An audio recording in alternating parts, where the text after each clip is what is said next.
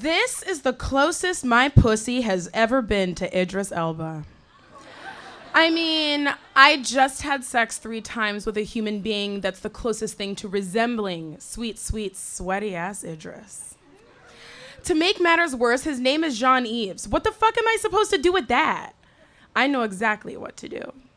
I nudge up closer to him, sliding my feet through the hot and cold patches in my sheets, interlocking my toes around his. This is the equivalent of me doing a light door tap on his dick. I smirk away from him, knowing I won, knowing what will be coming. Me. Before I can dip his honking maple bar of a penis into some cool milk, I hop off the bed. He pulls me back, wondering what could possibly pull me away right now, when the sheets are the warmest and his longing the strongest. I stumble off of my bed and walk away knowing I'm being watched, knowing Squat Friday has been paying off. We can't start yet. I need to handle the business of hiding my passions from my conservative-ass roommate. I've become an expert at her comings and goings, especially while trying to do my own, so I know she hasn't been out of her room yet. I open my door, careful the hinges don't sound an alarm. I army crawl up the stairs using my hands to soften my weighted steps. Anything to keep the cognac-stained wooden floors from creaking under my heavy feet. I turn my gaze 90 degrees around the corner and see my roommate's door is still closed. I'm stealth, looking, listening, scanning for her whereabouts. None of my MacGyvered alarms warning me of her footsteps have sounded. The coast is clear. The only presence I feel is the morning's icy chill that softened the sweat beads on my upper lip. I'm always fucking sweating in this permanently 85-degree house. I do one last check. I wait outside her door to see if I hear her silver bracelets. My roommate has a stack of silver bracelets on her left arm. Each one of them is a gift. I must admit I started jocking her style long before we moved in together. She put me on the left arm, dripping in silver tip, a long time ago. She's not coming, and now I can. He Ubers home, and I plop into my bed, smiling at my morning conquest. I still have a few more moments of myself left. I am the woman I am before I have to be a granddaughter, a mother figure, a caretaker, and a healer. My last few solitary seconds are interrupted by the sound of delicate and timid footsteps and the sliding of the closet door open and closed. This repeats 4 times. I then hear the opening of the wooden bedside table drawers that holds my grandmother's things. My Lola's favorite earrings, wrapped in tissue paper, stuffed inside of a pink envelope, the only remaining piece of her birthday gift. Her card and the $100 bill within it, who fucking knows? They are tucked away somewhere, along with the new pearls her 3 children bought her 5 years ago, the knowledge that her 7 brothers and sisters have passed, and the little porcelain figurine of a black boy that resembles my uncle. They are gone, lost until they show up again, like her memory. I hear the other papers in her bedside drawer. My time is over. My internal clock that tells me when I am needed has seconds left.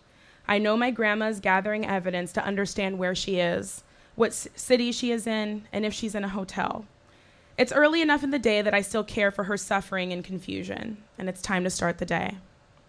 I go into the bathroom and open the window, and I can see the city from my shower. The city hasn't woken up yet. The other grandchildren in their respective cities haven't woken either. Hell, my parents just are walking the dog, and here I am, preparing for battle. I sit on the toilet seat, reminding myself of post-coital bladder infections, and pee while lighting my weed pipe. This weed is called Paris OG. I bought it because of the name. It sounded bougie and fancy. I have expensive tastes like Lola. I inspect the taste of the green like a sommelier and enjoy the numbing of my tongue and the reality of the day ahead. I take a long, heavy drag, tilt my head back, and fill the house with the smell of weed. And I exhale the word, fuck! I repeat this 4 more times, taking in the best go-go juice for my dance with dementia and Alzheimer's, the sweet nectar that helps me be still and tap dance at the same time. Lola goes from knowing to pretending to not know, all within minutes. I vowed not to let this disease consume my whole life, wedge out romance, trips, adventures, not this. While I still do me, this disease has aged me, It's the only thing potent enough to transition this vibrant Sex in the City Samantha Jones into a Golden Girls Blanche Devereaux in under 3 years. I push the creaky door open, and she looks up from her side of the bed, the left side where she slept next to my grandpa and her husband, Warren Jones. A wide smile spreads across her wrinkly face. Boy, am I glad to see you. Like I just flew in for Christmas and we haven't seen each other yet. Where am I? I'm ready to check out of this place and make my way back to San Diego. I don't know why my grandma thinks she's in a hotel. I'm convinced it's a combination of the immaculate service she receives, threaded with her chic socialite air. My grandma was a cotton-picking socialite. Even in hellish circumstances where her dignity was questioned, segregated, and held back, she always was dignified. Her dignified air is the most notable thing about her when she's seated in one of her many thrones around the house. My grandma's a perfect blend of Nelson Mandela, Yoda, Ruby Dee, and a lemur. She's a snarky, sweet, and she always has a sharp comeback.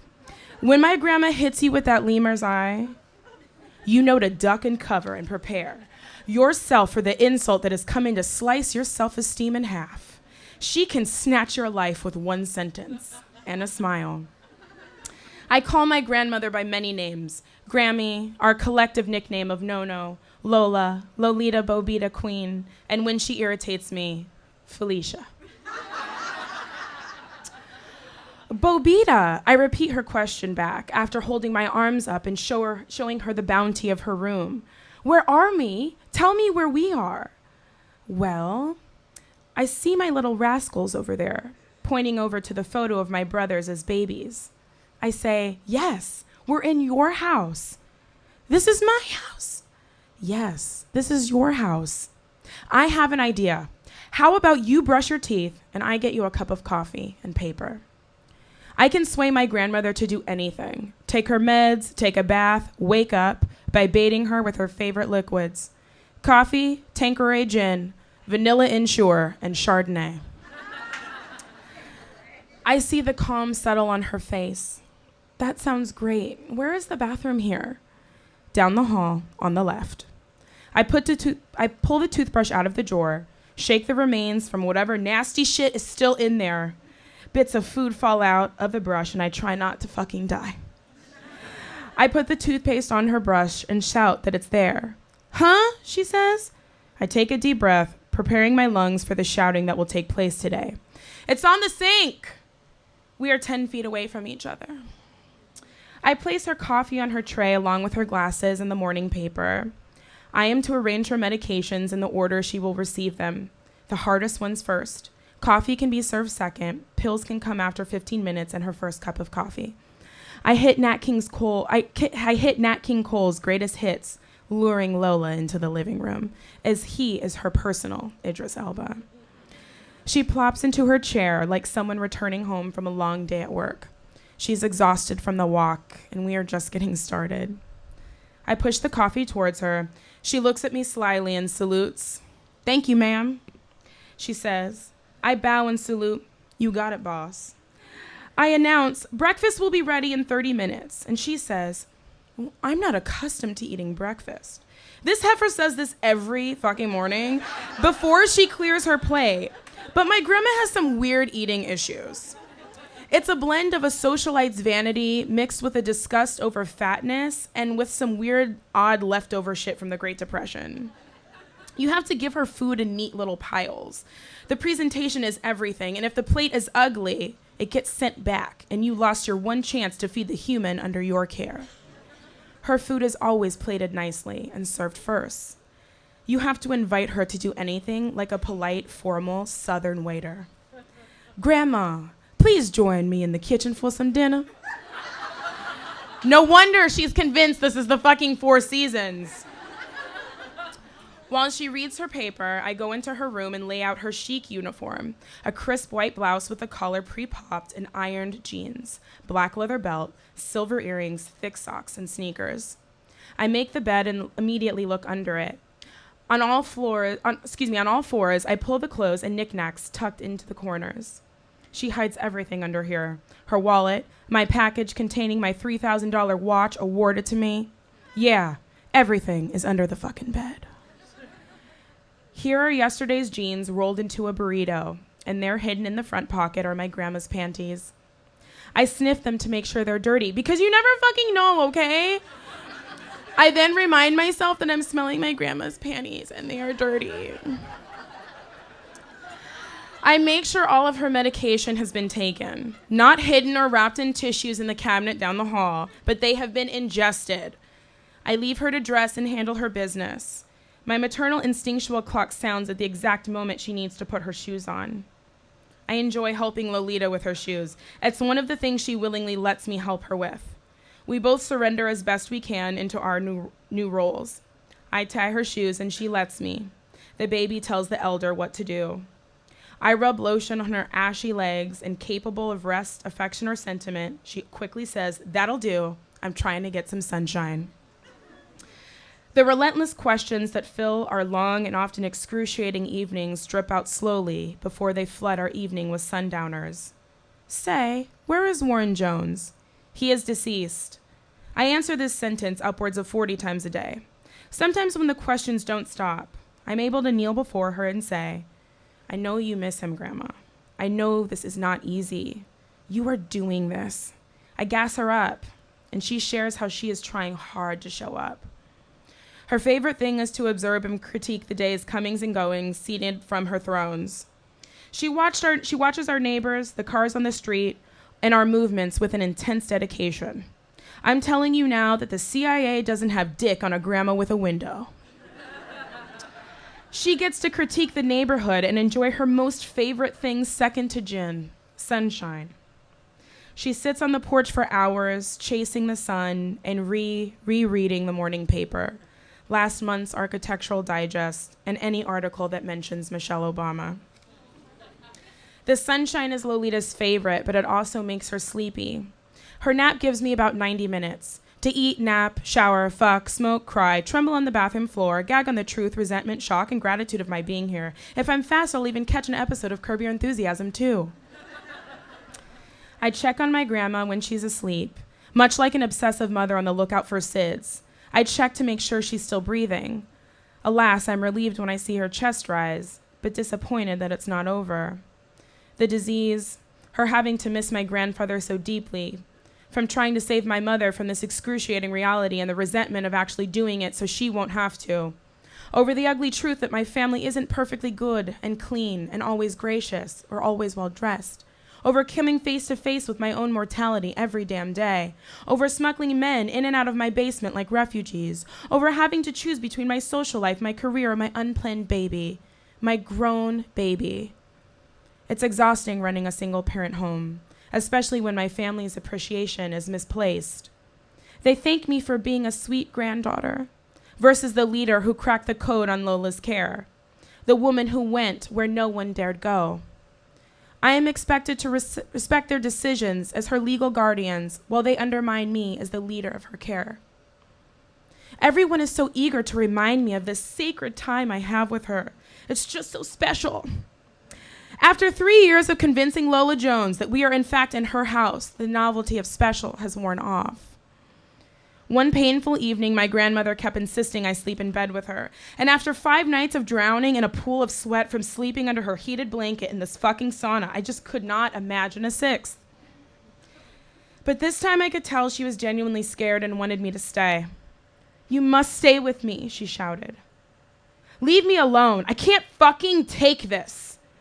I went into the bathroom. I spent 15 minutes working myself back into patience. I smoked some herb and took a deep breath, and like a boxer in the ring, I prepared for battle with a bouncing prayer. Okay, help get me through this. I mean, she's trying her best, and you are too. All we need to do is just get to bed. We just need to go to bed. I convinced myself of the truth. I place a fake smile upon my face, knowing I catch more flies with honey served by a southern waiter. I open the door. She turns quickly, surprised to see me. "Oh, there you are. I was just praying for a miracle. Anything to get me through this night, and here you are." We were praying the same prayer in different rooms, just to make it through the night. 4 months ago, sundowners began coming around much earlier in the days. 2 to 3 hours of confusion were now 6 to 7 hours of agitating confrontation. Improv liquids, patience, validate, distract, repeat. Nothing was working. My roommate moved out 4 weeks ago, and I was sure I'd be first. She moved into a memory care facility 2 miles from the little yellow house that has served as a sanctuary for our tribe the past 6 decades. With swollen eyes and a resentful heart, I went to visit her on her first night to cuntily inspect her care team and tuck her into bed. It's the best time of our day. Upon seeing her in her new apartment, she looked up at me with a sedated smile, and she said and started the line of her favorite Keats poem that hangs outside of her room. A thing of beauty is a joy forever. Listen, my flight's delayed, and I don't know how I'm going to get home. That's okay, Grandma. I made your flight arrangements already. Your ticket is at the front desk of the hotel. We did this song and dance a few more rounds after I reassured her that her plane ticket was indeed with the receptionist in the lobby of the hotel. Here we are. This is just another hotel, while she waits for her flight back to San Diego. Well, this is the last leg of my trip, honey. After this, Grandpa is making arrangements to come and get me. I know, Grandma. He was always really good at that. That was Skyler McCurine.